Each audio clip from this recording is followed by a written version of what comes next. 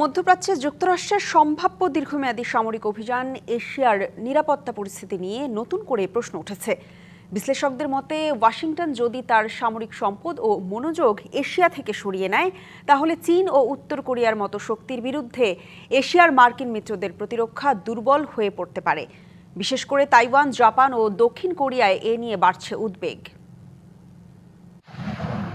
পশ্চিম প্রশান্ত মহাসাগরে জাপানের ইয়োকোসুকা নৌঘাঁটিতে রক্ষণাবেক্ষণে রয়েছে যুক্তরাষ্ট্রের গুরুত্বপূর্ণ বিমানবাহী রণতরী ইউএসএস জর্জ ওয়াশিংটন। সামরিক বিশ্লেষকদের আশঙ্কা, মধ্যপ্রাচ্যে উত্তেজনা দীর্ঘস্থায়ী হলে এশিয়ায় মার্কিন নৌ উপস্থিতি কমে যেতে পারে।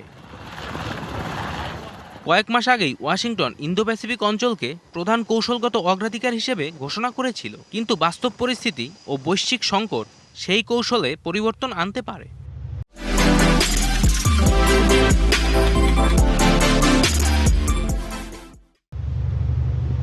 তাইওয়ানের আশঙ্কা, যুক্তরাষ্ট্র অন্য কোনো অঞ্চলে ব্যস্ত থাকলে বেইজিং তাইওয়ানের ওপর চাপ ও সামরিক উপস্থিতি বাড়াতে পারে।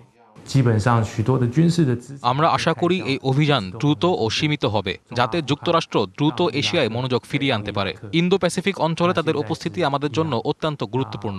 এটি জাপান সহ আমাদের মিত্রদের আত্মবিশ্বাস যোগায়। বিশ্ব রাজনীতির বর্তমান প্রেক্ষাপটে বড় প্রশ্ন হলো, যুক্তরাষ্ট্র কি একই সাথে একাধিক ফ্রন্টে শক্ত অবস্থান ধরে রাখতে পারবে, নাকি মধ্যপ্রাচ্যের সংঘাত এশিয়ার নিরাপত্তা ভারসাম্যে নতুন অনিশ্চয়তা তৈরি করবে। জয় রায়, ডিবিসি নিউজ ডেস্ক।